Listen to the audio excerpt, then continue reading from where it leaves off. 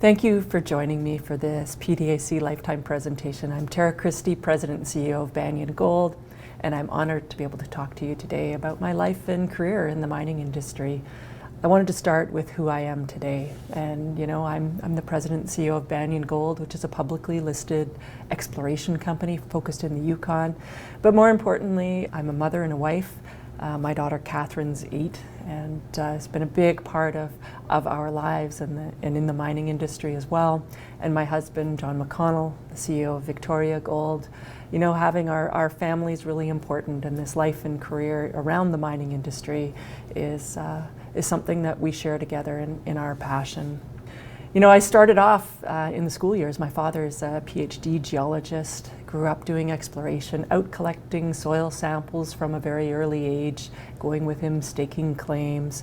And then really, by the time I was 8, my father was very involved in placer mining or alluvial mining in the Yukon. And so for all of my summer breaks and through the school year, we would go up to the Yukon and help out at the family placer mine. I spent all the summers there and then came back and went to school in Vancouver and went to a public school for a few years, but then I went to a school called York House, which is a girls' school in Vancouver. And that was really important for me because I was a bit of an odd duck, didn't fit in a box very well, and that school really accommodated me, and being all girls I think for me was a really good choice, which is kind of interesting that then I go into a very male-dominated profession. I spent lots of time doing work outside for the family company, learning about payroll, but also really participated in lots of extracurricular activities, including sports, and also got involved in mining education, going and teaching people panning. And right from the start had a huge passion for Robert Service, The Spell of the Yukon, The Cremation of Sam McGee. By the time I was 14, I had most of the poems memorized from all the time that I'd spent out working with my dad. Started learning how to run heavy equipment pretty early. I was about 14 when I was doing my first shifts out at the placer mine. Back in the day, it wasn't very sophisticated. We had old-fashioned sluice boxes, which required a box tender, so you'd spend 12 hours a day with water rushing through a box, shepherding the gravel through the sluice box. Spent time out doing exploration and working out in various aspects of the placer mine. And this one photo, doing laundry in old ringer washers right beside the creek. So some of the times, we were out in tents, traveling for multiple days without going back to where there's power. And other times we were in trailer camps or ATCO camps. And it was a really dynamic life growing up with a geologist as a father and then working in the placer mine. Placer mine in the Yukon, they're described often as the family farm of the North because they are mostly family run. It's still a business that's pretty prolific today. There's actually probably around 400 active placer mines in the Yukon, and it's still a vibrant part of the community and the culture in the Yukon. And I have a real great respect for the people in the placer mining business, and it really gave me my foundation in everything from understanding payroll to WCB to budgeting and planning and procurement and logistics, all the things which you need now to run a public company, permitting, working with First Nations and understanding the bigger context of which companies operate in the North. That all happens right at a smaller scale at a placer mine, and I think it's really it's a part of who I am. And I still identify with a lot of the families which I grew up with, which continue to placer mine today. Producing gold isn't all that it's about. It's actually a really great lifestyle where families get to work together and parents get to teach their kids some of the skills and pass it on. The exploration part of it, always exciting. I loved going out doing that with my father, doing the soil sampling, looking for new areas and going through the geological records, finding areas that weren't staked and which we could stake and potentially do work on. And we did that both in placer and hard rock, and it really is something that is very exciting. And it used to always be the conferences, the ANBC and the PDAC, where you'd go right before the field season started, and it gets that excitement of talking to other people and knowing what you're going to do for the season really is a driver, and it's something that was always in my family, that seasonality of it.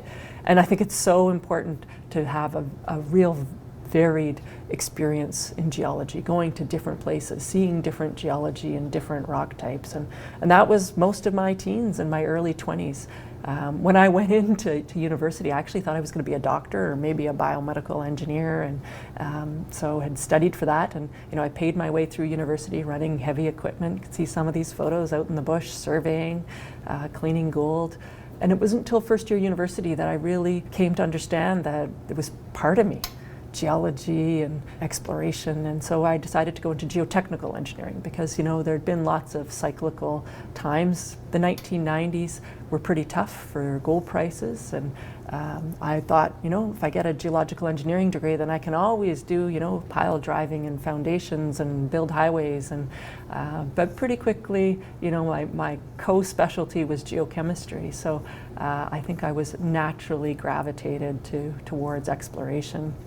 I did spend a bit of time traveling the world. I went to Tanzania, largely to give a presentation for my master's thesis, which was also in geochemistry and geotechnical engineering. But, saw what life was like in other parts of the world. And, that really made me appreciate the great infrastructure and what we have in the Yukon. And it was that time, I started taking over managing the family mine after that in my early 20s. And my dad really focused on the exploration and out managing the day-to-day parts of it. And I also joined what's called the Klondike Placer Miners Association. I became the president, the first woman president, and the youngest president of the time. And that was during a really important legislative change that was going. It was called the Review of the Placer Authorization, which was supposed to be done in 2001.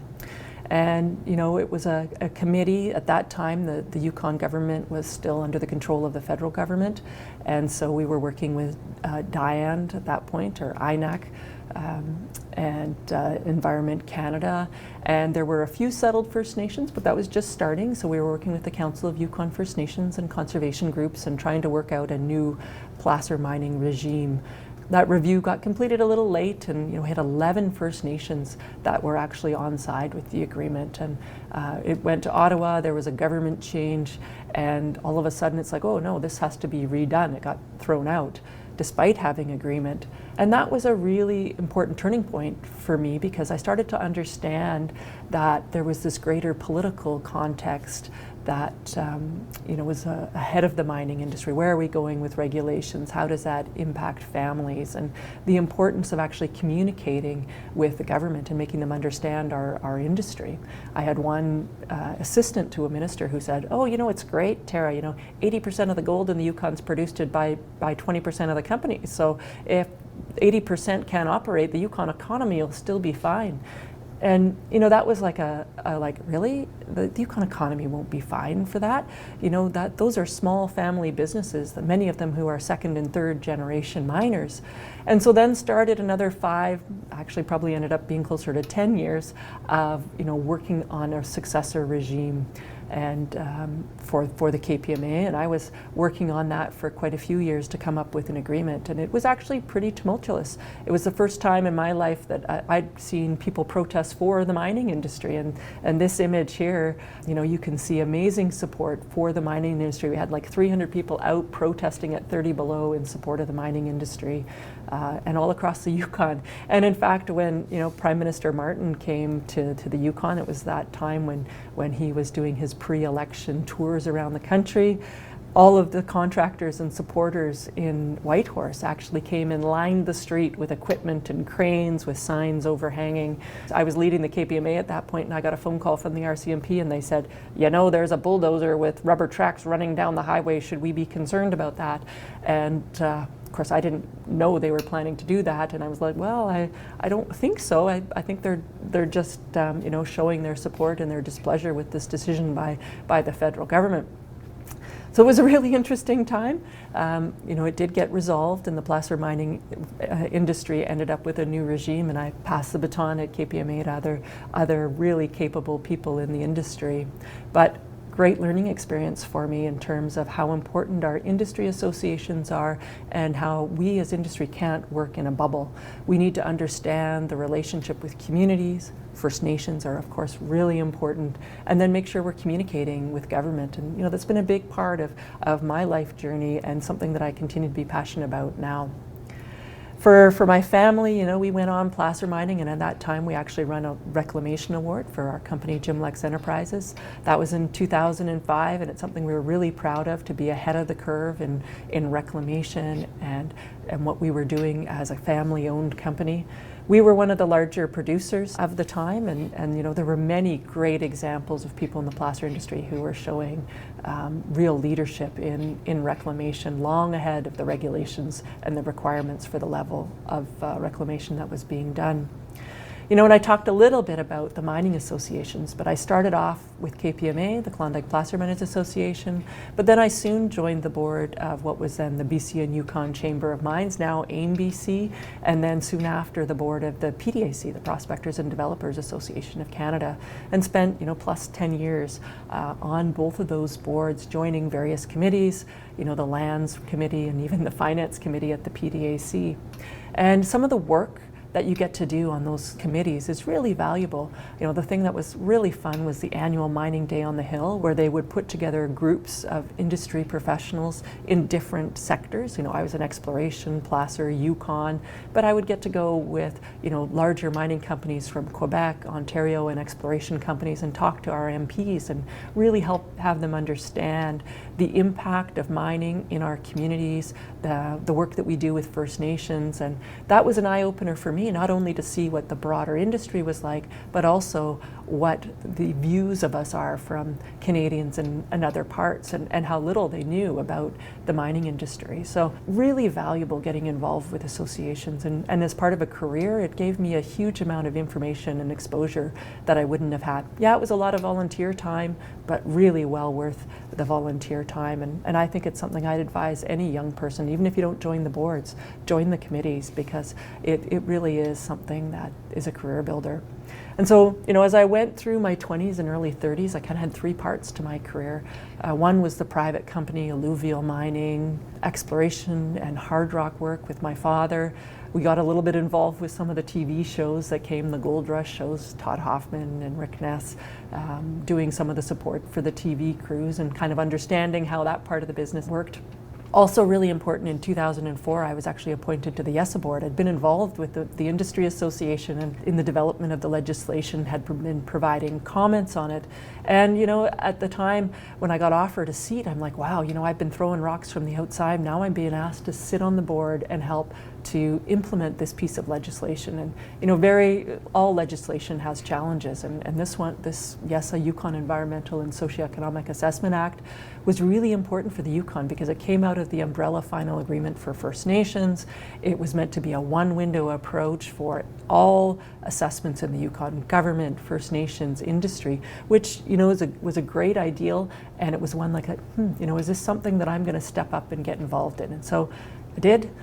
Spent 12 years on that board, and it was a real challenge and also a really growth learning experience to learn about what it's like to be on the other side, to be an assessor, to understand how legislation works, how you develop regulations and the processes involved in that. I was the chair of the Rules Committee, was part of developing the rules for the various processes, and that too really gave me a different perspective, and I think it sets up well for now being back on the industry side, where I'm potentially developing projects and going through permitting. The other big part I was doing at the same time, and I was doing all three of these at the same time, was consulting work. And I worked for the Yukon government, I worked for Newmont on Hope Bay. I was actually their registered lobbyist for a few years, and worked for companies like Alexco and other exploration companies, and worked with some public companies doing some agreements with First Nations. And then back in 2013, I joined Kaminak. I was doing some consulting work for them when they came to work in the Yukon, working with Ira Thomas, who our dads had worked together. And that was really interesting work. But of course, Kaminak got bought out in 2016, purchased by Goldcorp. And for me, that was a perfect time to exit. I'd worked for Newmont, so I knew what working for majors was like. And while it was really good, it wasn't a fit for me. And as part of my consulting work, I did a bunch of work on exploration for placer, and I never really got into writing 43101s or really helping to describe deposits for other companies. We did that internally in our own company, looking for how much gold we would produce, and we had our own proprietary techniques that we used to give us our estimates of what we were going to produce in a year placer mining, and therefore produce our budgets and the scale at which we were going to operate. So, I went to look at some alluvial projects for a friend in Tanzania, and really it was eye-opening to see how important alluvial mining is in other parts of the world, but also the real lack of infrastructure there. You can see the mechanics working on the tire of our truck, and I was doing some work down on the border of the Congo, and there were bullet holes in the side of the door of the truck we were driving, and just it made me appreciate how fortunate we are to live in a country like Canada, and particularly in the Yukon, where we have infrastructure. We've got security, and there's the value of life and the permitting and the value to the environment. So really great experience, and also made me want to work in the Yukon and Canada's north even more. It was about 2006 when I started to get involved in public companies, and they're a big step from private companies. I was invited to my first board by Garfield McVeigh and Wayne Livingstone, Constantine, which has the Palmer Project in Haines, Alaska. That was a great experience, and I have to give them lots of credit for being willing to take on a young person and mentor on a board. And I think that's something we in the industry are going to need to do more of, because a lot of our industry is aging, and learning about what you do on a board and what's required isn't just something you can teach on a course. So, that was a great experience, and I continued on boards. I'm currently on 3 boards: Banyan Gold, which of course I'm the CEO of, Western Copper and Gold, and a Cisco Green acquisition. All really different boards, and pretty exciting, great growth experience for me, and something that I think I really add value to now. But it's taken time, and it's taken me to some great and exciting places. The adventure of going to the top of a mountain and seeing where a mineral deposit might be. All companies, public companies and different exploration projects have their own models, and seeing different geology, that's been hugely informative and pretty exciting too. One highlight for me was working in Ontario for Constantine with the Wagashiig First Nation. And it's a small community, and we worked really closely on getting an agreement with them. And as part of that, we did a drill training program with them where we got some youth together, and we knew that we'd started with about 20 kids. We knew they wouldn't all get through the program, but we had an in-class session, and we had then practical, and they'd all get jobs out the end of it, those that got through the program. And we worked with the chief, and we said, well, how are we going to get all these young people to their course? And his idea was to hire a single mom who had a minivan, and her job was to get everybody to the class. And she was pretty determined. I wouldn't have wanted to tell her no. So every morning she'd get up, she'd get her child in the car seat, and then she'd go around driving and picking up all these guys. And sometimes I think she went right into their house, but that was between her and the community. And she got those youth to the class. And you don't think much about it until we did a drill training program. We got a few people trained, and they went off and had jobs other places. And we also set up a core shack for them. We helped them design it and build it. And then when we were done our program, a bunch of other companies moved in, and it's actually still operating today. It was about 15 years later, I got an email from one of the participants, and he said, thank you very much. You changed my life. I'm now married, got kids I can support. It changed my life to have that training and that job. And that to me says, that's what we're doing as an industry. We're setting up good paying jobs. We're training youth. And just training one and seeing that success really is making a difference. And I hope I'm continuing that. And I hope that the people that you'll see, I'm doing lots of different training and with what I'm doing now, but seeing the results is very gratifying. The other part of this industry, and it's really challenging for lots of people, is finding a life partner who understands it. It's a tough business. There's lots of travel, nights away, long days, erratic schedules. Some people find that adventurous, and I'm really fortunate that I've found a life partner that shares both my passion for this business, for the excitement and the adventure, the commitment to community, as well as to working with First Nations and building up communities. That's pretty unique, and I feel pretty fortunate that way with John, and we motivate each other and push each other to make each other better. Well, one of my experiences was, of course, as John is the CEO of Victoria Gold, and in the early days I was able to do some traveling with him and help with marketing with Victoria Gold. This is before I was the CEO of Banyan Gold, and when Banyan was a really low market cap company, and we had both Victoria Gold and Alexco as shareholders. Wasn't quite as busy as I am now, but I really enjoyed learning how to market, the investor side of it. That's not something that I knew about, just like I didn't know about the policy side when I was a young engineer and in my 20s. It took actually learning about politics. Well, it takes actually learning about capital markets and understanding what it takes to take a company from exploration all the way through development and permitting, financing, and then finally building. That's a real journey and takes a huge amount of expertise, and having seen it, I now appreciate it even more, and having had that experience of being able to work with Victoria Gold. And of course, in the course of that, in 2013, I became a mom, and a working mom. My daughter, Catherine, she traveled the world with us. She had her passport 20 days after she was born. I'm just renewing it, so I looked at what the date was, and it was pretty exciting for her. We went to Europe. We went out in the field. She went in helicopters. By the time she was 1, she'd been on 100 planes, and then before COVID hit, we'd been on over 430 planes, some of them big, some of them small, traveling to see lots of different projects. And really for our family, that was the right approach, because we were together, traveling together, so that it made that hectic schedule and the different trips actually work for us. And it's certainly given her a pretty well stamped passport, which I better get back when the passport office sends me a new one. Here's just some pictures of us traveling together. She comes out to site and has been part of working with First Nations, being part of the community out in the field, staking claims with me, just seeing what it's like to be out and understand what her parents do. And I joined the board of Banyan in 2012. And I became the CEO in 2016 after that consulting contract with Kaminak wrapped up. I didn't want to be appointed again to the YESA board, and the alluvial, we'd managed to option some of that property and sell some of it. So I had time in 2016, and it seemed like an exciting adventure. I had to do the first 6 months without a salary and, start to build a company and a team.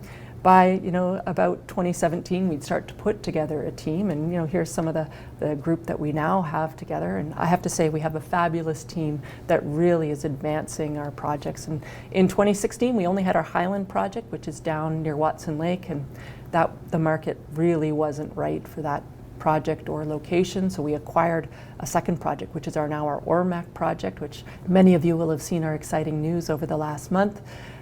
Announcing our new resource on that, which I'll get to. But in 2017, there wasn't a lot known on this property.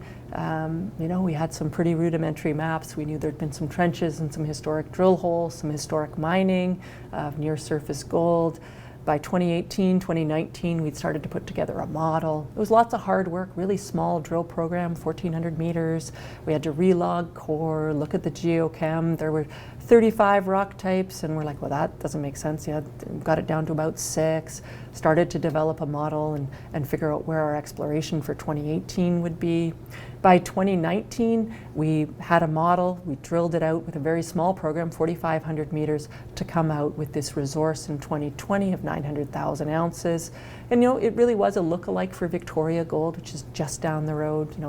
That time they'd just financed and were building the Eagle mine, 200,000 ounce producer, planned for 10 years. So people started thinking, you're close, your grade's similar there, 0.63, 0.64, you're 0.54, early days. But by 2021 and 2022, and you can see 2021 on the left and then on the right, 2022, we knew we really had something, and we were starting to grow it with these 100-meter spaced holes. And then most recently, in May of 2022, we put out our new 4 million ounce resource at 0.6. So very similar to Victoria Gold in terms of scale when they started and finance. But we know there's a lot more here, and I have to give a huge credit to my team, to James Tom, Paul Gray, who've really helped advance this geologically. And this resource, $4.80 per ounce with 40,000 meters of drilling. We went from 900,000 ounces increased by 3.1 million ounces to 4 million ounces. So pretty great value for our shareholders. And it's a really interesting environment right now. We're seeing lots of inflation, but I think gold projects where you have a scale. A tier 1 gold project for majors is kind of around 5 million ounces plus. Our goal is to get there, and I think in this environment, finding this type of project with the exceptional infrastructure that we have, a main road, a power line with capacity right through it, is really exciting. So, our team's done a great job taking a vision, developing a model, and in the short course of 5 years, we've taken it to a very significant resource, and even up to what I think by the fall we should have something in the range of a tier 1 asset. We think it has district potential. We're starting to see with all the work that we've done with structure, geochemistry, the geophysics here, we can see this potential host unit over 16.5 kilometers. It's really exciting. So I think it's early days for Banyan, and they'll be exciting to see where it goes. And I'm so pleased to be able to take this company and lead this team. And my commitment to nonprofits continues and actually keeps increasing. I think it's such an important part of our industry, and we see so many people in our industry who are really working hard to make a difference in their communities. It started for me back in my 20s when I started doing field trips with grade 6 classes and showing them placer mines, working with the Children's Hospital. And John and I share a real passion for this, and you'll see us contributing and being part of various events, including the campaign for rebuilding Lytton, which John is part of, our Every Student Every Day, which I'm going to talk about, and building communities, being part of where we work and really understanding the people and having that grassroots conversations is what's really important about some of the work that we do. And 10 years ago, back in 2012, we started Every Student Every Day, or the Victoria Gold Yukon Student Encouragement Society. And since that time, we've funded over 170 projects in every community across the Yukon and many First Nations, so many partnerships between schools and First Nations, and distributed $1.5 million. And the cash part's one part of it, but these, the model that we use is really that projects have to be community-led and driven. So they're designed by communities to work for their individual students, and that's been part of the success. And I'm still an engineer, so the scientist in me likes to look at things and think, well, is it working? So at 5, 7, 8, 9 years, we review what's working, and we develop categories to give guidance to communities and First Nations on what types of projects work. We give them that broad range to design projects that work for them. And in the course of the 10 years, 9% of our projects have already been on things which could be classified as reconciliation. So we're a bit ahead of our time of working with First Nations to help this generation of students to really prosper. And we're already seeing youth that have been benefited from the programs that we've done, working at Victoria Gold, working at Banyan Gold. This year we've just announced $300,000 for projects, and meaningfully scaled projects, over $20,000 for some of our rural schools in Mayo, Dawson, Watson Lake, some in Whitehorse. That's really going to help us advance this issue of getting kids to school. It's a problem all across North America, and we're really proud that we're starting to do something about it in the Yukon. And it's not easy. COVID's had a really big effect, and I think we'll see that, and we see it in our teachers with burnout, we see it in youth.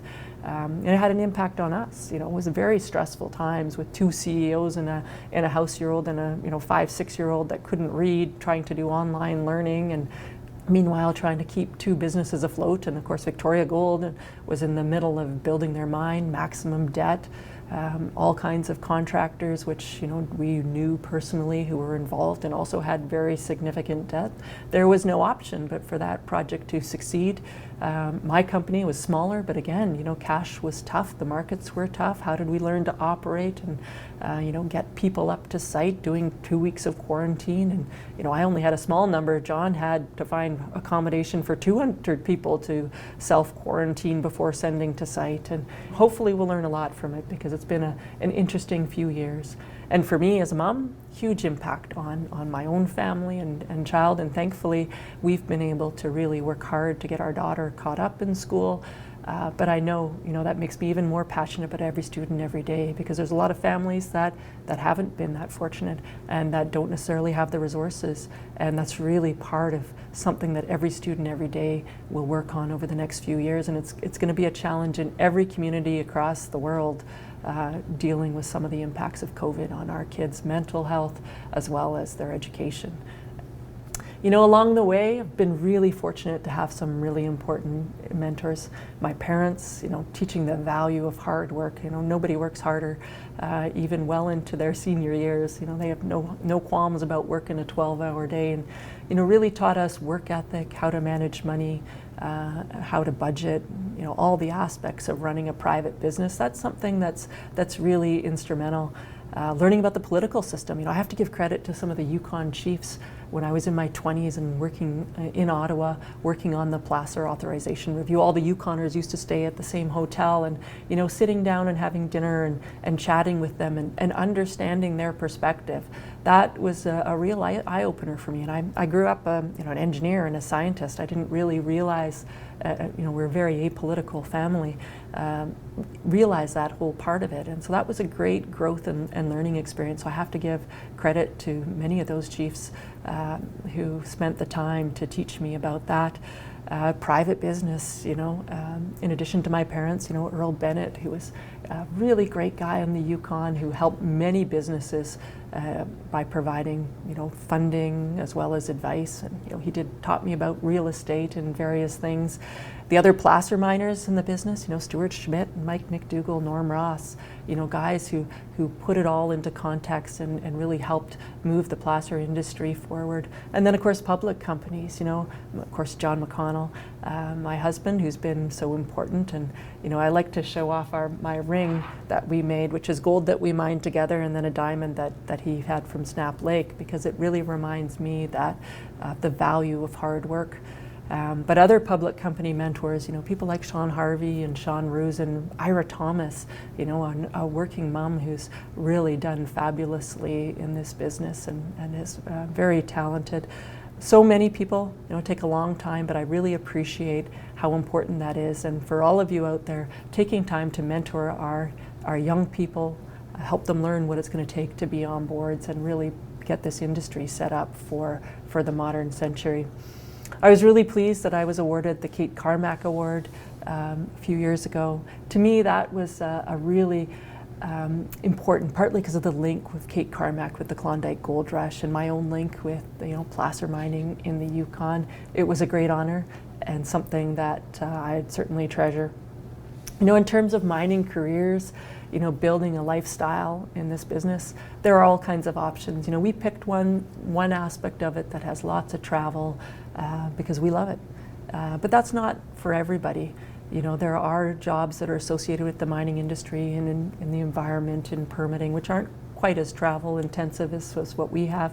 But if you want some of those exciting jobs that take you to all kinds of places in the world, certainly the mining's the industry for you.